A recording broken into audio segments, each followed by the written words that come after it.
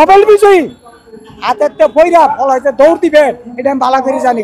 বাতিজা তারেক রহমান, আয়ো বাবা তাড়াতাড়ি আয়ো, দেশ পাকা।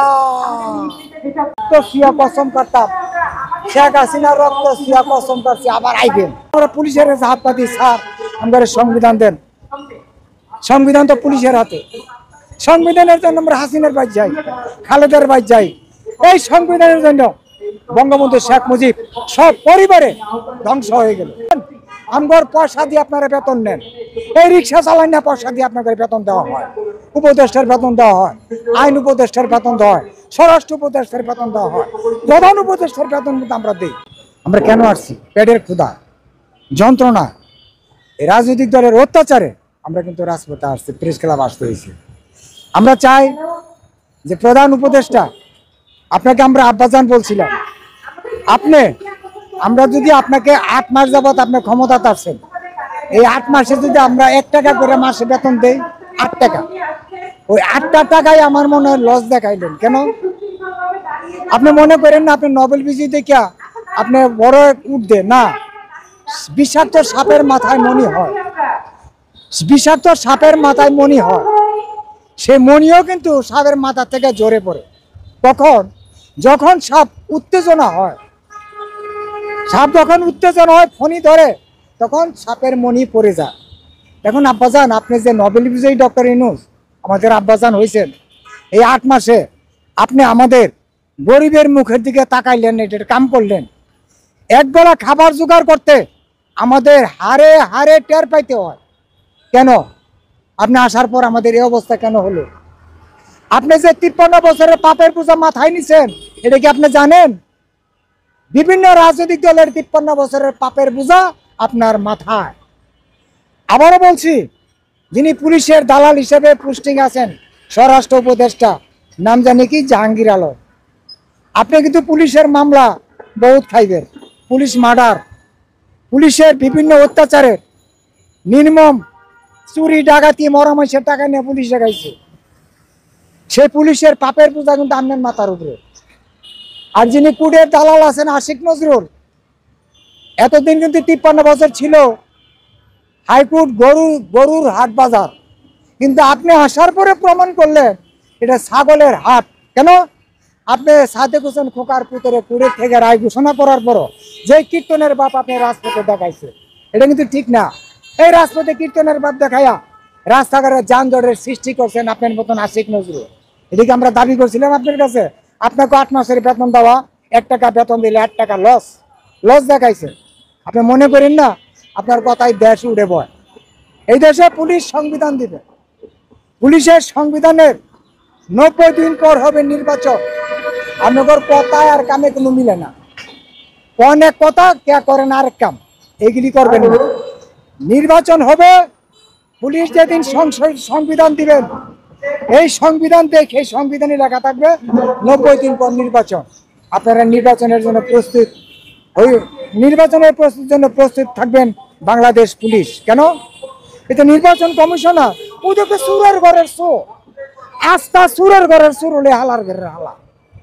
এই 53 বছর চুরি বাটপারি করে নির্বাচন দিচ্ছে, সব মারা নির্বাচন কইরা অনেক মানি গাছি বাট করছে, পান খাই কারাগারে যা। আশিক নজরুল, আপনাকে আমি বললাম আপনি সাবধান হয়ে যান, যে গ্যাঞ্জামটা লাগাইছেন সারা দেশে সাদেক হোসেন খোকার পুতের লিয়া কেন করলেন? আপনি একটা ফাঁসির ইডিয়েট, আপনি একটা ছাগলের পরিচয় দিয়েছেন। আপনি এত বড় খারাপ কাম মান্য করলেন। আমার 1 বেলা খাবার জোগাড় করতে আমার কষ্ট হয়ে গেছে। কেন? আপনি কি আমার খাউন দেন? আমার পয়সা দিয়ে আপনারা বেতন নেন, এই রিক্সা চালান না, পয়সা দিয়ে আপনাদের বেতন দেওয়া হয়, উপদেষ্টার বেতন দেওয়া হয়, আইন উপদেষ্টার বেতন দেওয়া হয়, স্বরাষ্ট্র উপদেষ্টার বেতন দেওয়া হয়, প্রধান উপদেষ্টার বেতন কিন্তু আমরা দিই। তাহলে আমগুলো ফাইজলামি করবেন কোন দুঃখে? আপনাদের কারণটা কি আপনারা বলেন? আর চুপ করে থাকবেন না। এখন জনগণ এত বোধাই না, 53 বছর সহ্য করছে, কিন্তু আর সহ্য করার মতো সময় নাই। আপনাকে আনছিলাম আমাদের দেশটা নিরাপদ রাখার জন্য। 10 বছর পরে একবার বাজেট হয়, আর আমাদের দেশের বাজেট হয় কয়দিন পরে জানেন? মাসে 4 বার, প্রতি মাসে 4 বার বাজেট ঘোষণা করেন। ওই মিয়া, গরিব একটা সিগারেট খায় 5 টাকা, এটার মধ্যে আপনার নজর পড়ে গেল গা? হ্যাঁ, কত বড় সাহস! আপনি একটা খারাপ মানুষ, আপনার মাথার মনি জটের সময় লাগতো না। আর আপনি নোবেল বিজয়ী হাতে বইরা ফলাইতে দৌড় দিবেন, এটা আমি বালা করে জানি গেলাম, দৌড় দিবেন না। মিস্টার ডোনাল্ড ট্রাম্প, এই দেশে এই যে লেখা আছে গরিব, এই যে নাগরিক, আপনার গরিব আর দরিদ্র কাউকে বলবেন না। আপনি সুশীল সমাজের দল, আপনাকে আমরা শ্রদ্ধা করি, আপনার সম্মান করি। আমাদেরকে গরিব আর দরিদ্র বলবেন না, এমন বলবেন না যে আপনার বাবার বিশাল সম্পদ, দেশে অভাব নাই, আমগরে মেডিকেল ভাতা দিবেন, খাউন দিবেন। আরে আপনি তো খাইবেন চান্দা তুললা, জায়গায় জায়গায় চান্দার সিন্ডিকেট বসাইবেন। তো আপনি এগুলি করলেন কে লিগে? আপনি আমগরে গরিব বানালেন কে লিগে? আমরা এই যে পরিচালনা লেখা গরিব। গণতন্ত্র জানেন গণতন্ত্র কাকে বলে? গণতন্ত্র একটা শক্তিশালী আইন, যে আইন অল বিশ্বের দরবারে বাংলাদেশে আইয়ুব খান চেষ্টা করছিল এই আইনটা ধরার জন্য। আজকে যদি আইয়ুব খান আসে এই গণতন্ত্রের আইনের জন্য, তাদেরকে আমরা দিতে হবে। বাংলাদেশ পুলিশ এনি টাইম প্রস্তুত থাকবেন পাকিস্তানের পুলিশদেরকে গণতন্ত্রের দাবি করবে, সেই গণতন্ত্রের আইন ওনাদের হাতে তুলে দেবেন। আমাদের চাইতে বেশি অধিকার ছিল তাদের, তারা 9 মাস লড়াই করছে এই দেশের মধ্যে শুধু গণতন্ত্রের জন্য, সেই গণতন্ত্রে কেউ পায় নাই। আজকে সংবিধানের জন্য আমরা পুলিশের কাছে হাত পাতি, স্যার আমাদের সংবিধান দেন। সংবিধান তো পুলিশের হাতে। সংবিধানের জন্য আমরা হাসিনার বাইর যাই, খালেদার বাইর যাই। এই সংবিধানের জন্য বঙ্গবন্ধু শেখ মুজিব সব পরিবারে ধ্বংস হয়ে গেল। এই সংবিধানের জন্য আমরা দেখলাম রাষ্ট্রপতি জিয়া রহমান, উনি দেশের প্রেসিডেন্ট ছিলেন, অল্প দিনে উনি বিনাশ হয়ে গেলেন, বিদায় হয়ে গেলেন শুধু সংবিধানের কারণ। এরশাদ সাহেব, উনি সংবিধানের জন্য গেছিল আটরশি পীরের বাড়ি। ওই আটরশি পীরের বাড়ি গেছে, বাবা যান আমার সংবিধান দেন। পীরে কি কইলো? আমি তাই তো বুঝি না, রাজনীতি আমি বুঝি না, সংবিধান বুঝে আইয়ুব খানে এর কাছে যাও। আটরশি পীরে কইলো, এরশাদ রে, তুমি পাকিস্তানের প্রেসিডেন্ট আইয়ুব খানের বাড়ি যাও, হ্যাঁ সংবিধান বুঝে এর কাছে যাও। তো হ্যাঁ সংবিধান পায় নাই, তার পতন হয়ে গেল অল্প দিনে। যে হাসিনায় শেখের মাইয়া যে বাকশাল দলিল করছিলেন বঙ্গবন্ধু, তার দলিল আমরা বুঝা পাইছি।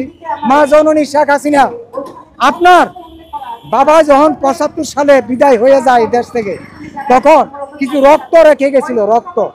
সেই রক্তে কসম তবা করছিলাম, বঙ্গবন্ধুর সপরিবারের রক্ত ছুঁয়ে কসম কাটলাম, আবার বঙ্গবন্ধুকে নৌকা আনলাম, রিক্সাওয়ালারা পাঁচসামুচি করে জড়িত হইয়া আনার পরে সেই বাকশাল দলিল দেখলাম। এখন শেখ হাসিনা আপনি যে পালায় গেলেন, এটা কিন্তু দেশটার মধ্যে একটা কসাইখানা বানায় গেছেন, কসাইখানা। সেই কসাইখানা থেকে আমরা রেহাই পাইতেছি না।